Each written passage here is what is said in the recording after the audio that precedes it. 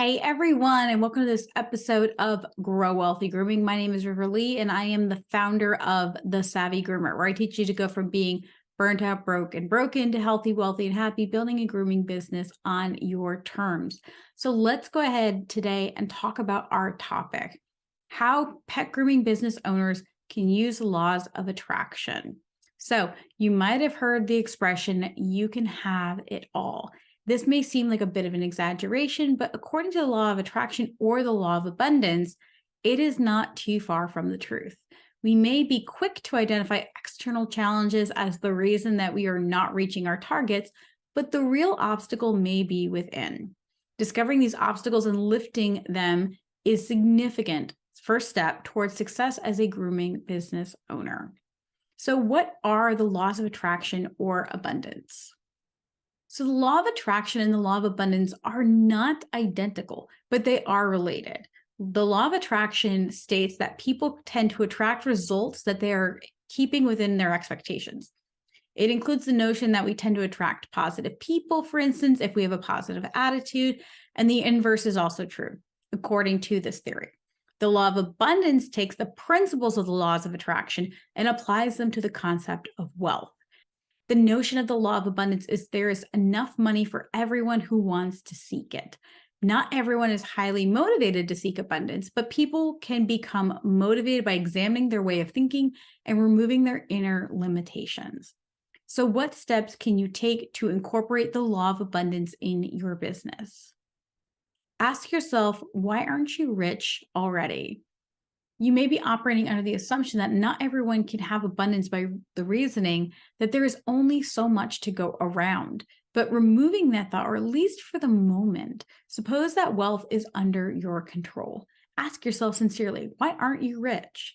There may be a flood of reasons or just a few, mainly related to external circumstances. You may be surprised that many of these are, in essence, not really external, but self-limiting beliefs. Examine your reasons. Examine the reasons you come up with the answers to the question above. If you cite external causes like I don't have the right clients or because I don't have the time, you may find that you can trace each one of these to an internal self-limiting belief. Can you think of a way to free up more time? Why do you assume these clients are the only clients you can have? Do you need a price increase or a business model audit to generate more profit? Analyze each of these reasons carefully. Look for the hidden reasons.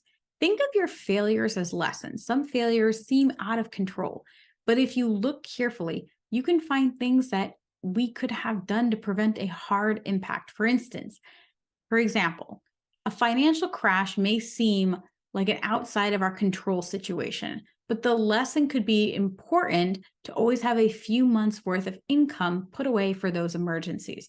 Perhaps the loss of a regular client was due to communication skills that could be improved. And maybe the loss of the client paved the way to get a better client who pays more and appreciates you more, right? If we had just kept looking for those opportunities. Discover the main internal obstacle. Through your examination, you may have noticed one theme that keeps coming up.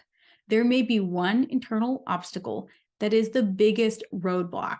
It may be something you're worried about failure, or you aren't sure if you can do it. Or maybe you don't like to deal with meeting new people. Be honest about what is holding you back and find ways to resolve these limitations so you can move forward and grow your business. So, are your money mistakes keeping you from abundance? Some of my smartest clients with the best businesses still have a difficult time embracing abundance and wealth. I've discovered working with them that there are 4 money mistakes that cause grooming business owners or solopreneurs to get stuck in their tracks. Join my free workshop training to discover if you're making any of these mistakes and learn how to banish them for good. Go to savvygroomer.com/4moneymistakes. Thank you guys so much for listening to this episode of Grow Wealthy Grooming. Be sure to visit me at savvygroomer.com to see my current opportunities to work with me and all of my free resources. If you haven't already, please join me in my free Facebook group, Savvy Pet Professionals. And as always, guys, happy grooming.